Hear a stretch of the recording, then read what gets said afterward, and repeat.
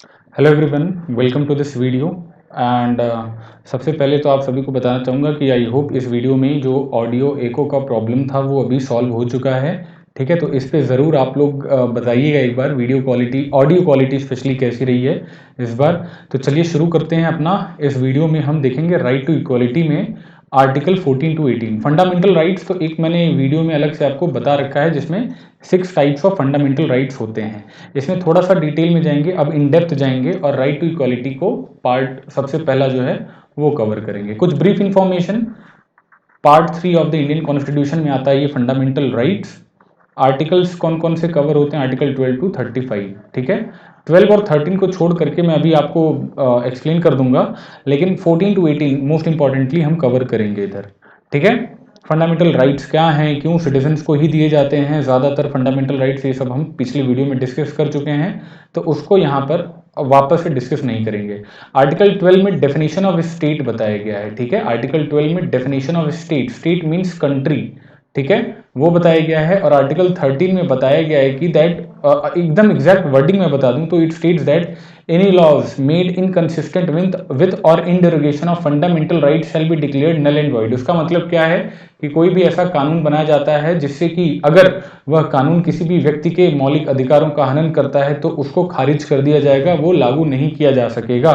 ये आर्टिकल 13 में बोला गया है। तो आर्टिकल 13 में ही जुडिशियल रिव्यू का भी कॉन्सेप्ट निकल करके आता है।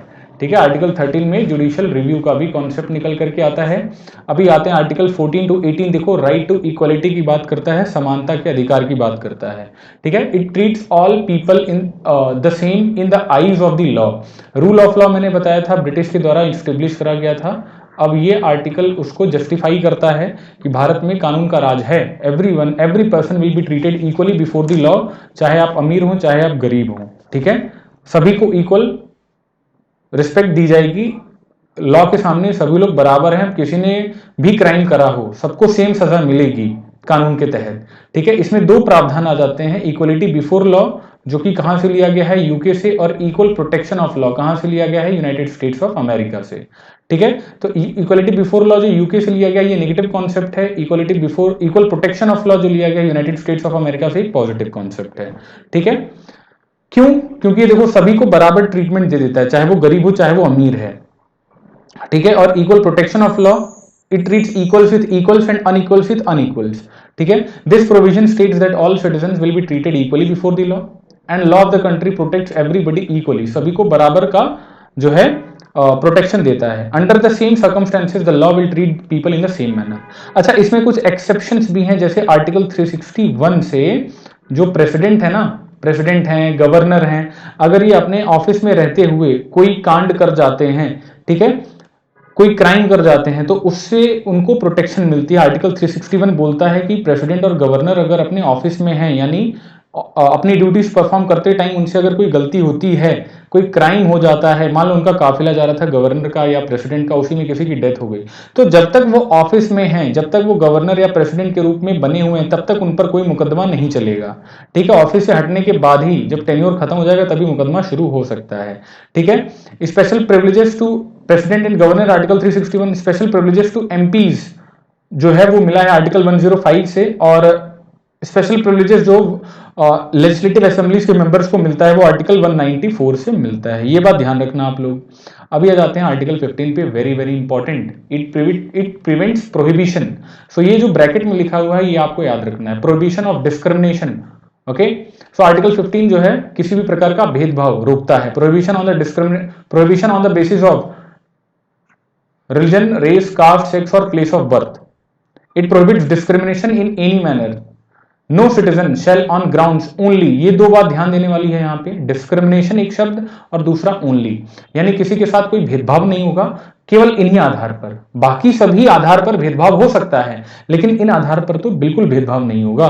Race, religion, caste, place of birth और सेक्स। रेस मतलब एक ग्रुप होता है जो कि particular community, particular language follow करता है, पर्टिकुलर कल्चर फॉलो करता है। ठीक है, धर्म, जाति और जन्म का स्थान या उसका सेक्स क्या, मेल फीमेल, और any of them be subject to any liability disability restriction और कंडीशन विथ रिस्पेक्ट टू। अच्छा, तो 15(1) क्या बोलता है कि किसी भी प्रकार का भेदभाव नहीं होगा इन 5 के आधार पर, religion, race, caste, sex, place of birth only, केवल इन्हीं आधार पर। 15(2) बोलता है कि इन 5 आधार पर किसी भी व्यक्ति को किसी भी पब्लिक प्लेसेस को रोकने से, इस्तेमाल करने से रोका नहीं जा सकता है। जैसे कि वो गांव में पहले क्या होता था, डिस्क्रिमिनेशन होता था, कुओं के सामने किसी भी कुएं से जाके जो शूद्र कम्युनिटी होती थी, ब्राह्मण, क्षत्रिय, वैश्य और शूद्र, इन 4 वर्ण सिस्टम में बटा होता था ना, तो शूद्र जो थे ये गांव के बाहर रहते थे।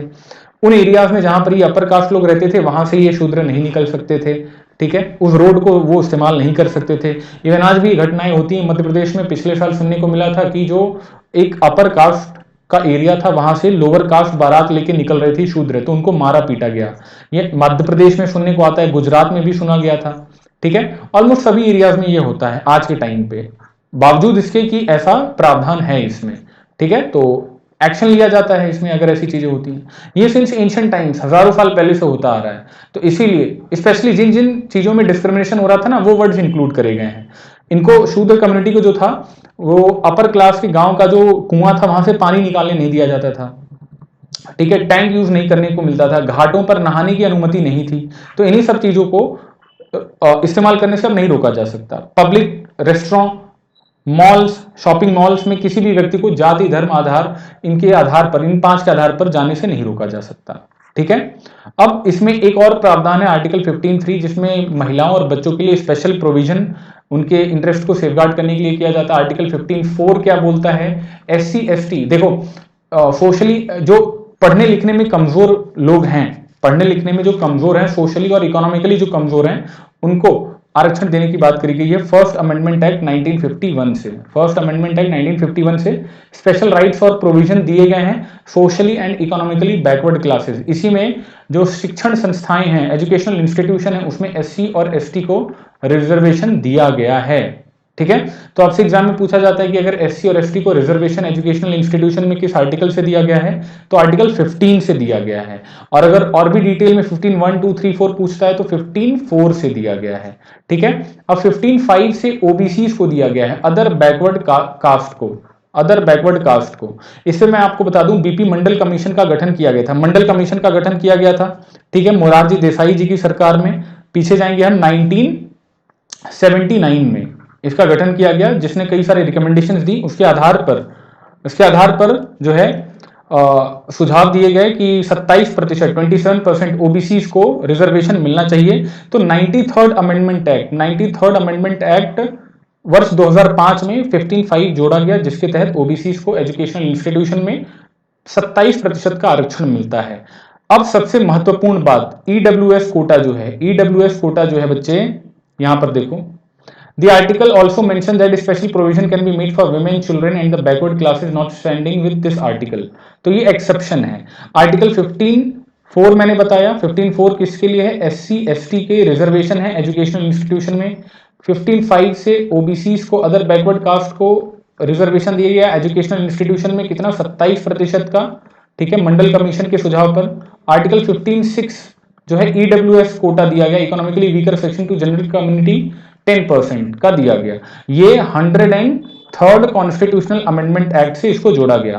किससे, 103rd कॉन्स्टिट्यूशनल अमेंडमेंट एक्ट से इसको जोड़ा गया वर्ष 2019 में, ठीक है। एक बात और आपको बता दूं कि OBCs के लिए कौन, OBC की लिस्ट में, अब देखो क्रीमी और नॉन क्रीमी लेयर भी आया था, ठीक है, क्रीमी और नॉन क्रीमी लेयर भी आया था। सुप्रीम कोर्ट ने, जब मंडल कमीशन ने सुझाव दिए थे, सुप्रीम कोर्ट ने बोला कि क्रीमी लेयर को बेनिफिट नहीं मिलेगा। क्रीमी लेयर कौन होती है, जिनका कई सारे क्लॉज हैं, उसमें से जो आपको याद रखना है कि अगर किसी भी परिवार की आय कि हर एक सोर्स से 8 लाख से ऊपर है तो वो क्रीमी लेयर में आएगी, जो 8 लाख से नीचे है वो नॉन क्रीमी लेयर में आएगी। तो नॉन क्रीमी लेयर वालों को ही बेनिफिट मिलेगा 15(5) से, ठीक है। अब ये चीज कौन OBC की लिस्ट में आएगा, किसको आरक्षण का लाभ मिलेगा, ये डिटरमाइन करने के लिए कौन फर्जी में इसमें आ रहा है, कौन नहीं आ पा रहा है, ठीक है, ये सभी मुद्दे जो हैं पहले स्टेट के हाथों में थे। और इसके लिए एक कॉन्स्टिट्यूशनल, एक स्टैट्यूटरी बॉडी का गठन किया गया था। 102nd अमेंडमेंट एक्ट 2018 में इसको एक कॉन्स्टिट्यूशनल बॉडी बना दिया गया जिसका नाम था national commission for backward classes. तो national commission for backward classes को एक स्टैट्यूटरी एक कॉन्स्टिट्यूशनल बॉडी बनाया गया आर्टिकल 338 बी। आर्टिकल 338 बी से ये एक कॉन्स्टिट्यूशनल बॉडी बन गई है बच्चे। तो ये सारी चीजें आपको याद रखनी है जो जो चीजें मैंने बताई। आर्टिकल 15 बहुत ही ज्यादा इंपॉर्टेंट है, खोद खोद के क्वेश्चन पूछेगा। आर्टिकल 16 क्या बात करता है, ये नौकरियों के विषय में है। 15 है डिस्क्रिमिनेशन, 16 है सबको बराबर का मौका मिलना चाहिए in the matter of public employment. ठीक है, आर्टिकल 16 में भी कई सारे क्लॉज हैं। 16(1) बोलता है कोई भी भेदभाव नहीं होना चाहिए on the basis of 5 things, religion, race, caste, sex और प्लेस ऑफ बर्थ। इसमें एक चीज और ऐड कर दिया गया है, डिसेंट और रेसिडेंस। इसमें ये एक अपॉर्चुनिटी दी गई है राज्य की विधानसभाओं को या पार्लियामेंट को कि कहीं पर भी वैकेंसी निकाली जा रही है स्टेट में तो वहां पे डोमिसाइल मैंडेटरी किया जा सकता है। जैसे कई राज्यों की नौकरियां निकलती हैं तो उस राज्य के व्यक्तियों को प्रेफरेंस दी जाती है। ठीक है, exception to this can be made for providing special provision for the backward classes. अब इसमें भी बैकवर्ड क्लासेस को नौकरियों में रिजर्वेशन का प्रावधान है। ठीक है, आर्टिकल 16(4) में। ठीक है बच्चे, और इसमें बोला गया था कि प्रमोशन में ये ध्यान रखना है कि आर्टिकल 16 में बोला गया था प्रमोशन में रिजर्वेशन नहीं होगा, सुप्रीम कोर्ट ने बोला था। ठीक है, इसको बहुत डिटेल में जाने की जरूरत नहीं है, अभी एनडीए में ट्राई करो और पढ़ने का मन है तो बताओ मुझे, कमेंट करो। जो जो टॉपिक्स आपको पॉलिटी में सबसे ज्यादा पढ़ने का मन हो रहा है उनको मैं सबसे पहले लेकर के आऊंगा। और बहुत जल्द पीवाईक्यूज की सीरीज में लॉन्च करूंगा जनरल एबिलिटी की। इसमें स्पेशली पॉलिटी और मॉडर्न हिस्ट्री, पॉलिटी और हिस्ट्री में भी मॉडर्न हिस्ट्री की लेके आऊंगा मैं। Article 17 abolition of untouchability. Bharat का एक सोशल मिनेज था, सामाजिक एक कल्चर ऐसा बन गया था जिसमें छुआछूत की चीजें चल रही थी। ठीक है, गांधी जी याद होगा, इसके खिलाफ कई सारे मूवमेंट्स उन्होंने करे थे। हरिजन सेवक संघ की स्थापना करी थी, ठीक है, अनटचेबिलिटी को खत्म करने के लिए। तो भारतीय संविधान में अनुच्छेद 17 article 17 prohibits the practice of untouchability. ठीक है, अनटचेबिलिटी को किसी भी फॉर्म में ये खत्म करता है, छुआछूत को हर एक फॉर्म में खत्म करता है।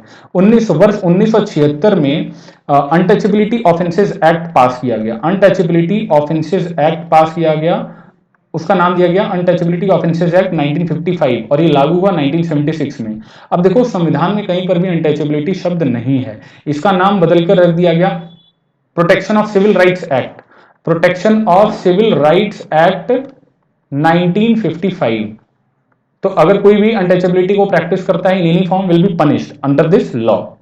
ठीक है, ध्यान रही बात। आर्टिकल 17 एबोलिशन ऑफ अनटचेबिलिटी की बात करता है। आर्टिकल 18 क्या बोलता है, किसी भी प्रकार का टाइटल नहीं ले सकते हैं। एंशिएंट इंडिया हमें सबसे ज्यादा परेशान क्यों करती है, इतने खतरनाक नाम होते हैं, महाराजा अधिराजा, त्रिभुवन चक्रवर्तिन। ठीक है, ऐसे ऐसे नाम लोग अडॉप्ट कर लेते थे। जो प्रशस्ति लिखी गई है ना, उसमें आप देखोगे प्रशस्ति जो ब्राह्मण के द्वारा लिखी गई है उसमें राजा महाराजाओं के गाथाएं लिखी गई हैं कि उन्होंने ये अच्छा काम किया, वो अच्छा काम किया, उनको हराया, फलाने को हरा दिया। और उसके बाद प्रशस्ति में वो अपनी बढ़ाइयां लिखवाते थे ब्राह्मणों से। ठीक है, तो उसमें बड़े बड़े टाइटल्स वो ले रखे हैं, गंगाई कोंडा चोलापुरम।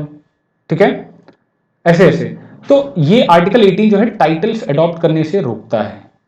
एक्सेप्शन है इसमें कुछ एक्सेप्शंस हैं, जैसे कि मिलिट्री टाइटल, कोई भी lieutenant colonel, colonel, major general, ये सभी जो टाइटल्स हैं यूज कर सकते हैं। बाकी पीएचडी कर लिया तो डॉक्टर बन सकते हैं, एमबीबीएस कर लिया तो डॉक्टर बन सकते हैं। तो एकेडमिक और मिलिट्री टाइटल एक्सेप्शन है इसमें, बाकी कोई भी टाइटल आप नहीं लगा सकते। जैसे आजादी के पहले राजा लोग होते थे, राजा महाराजा होते थे।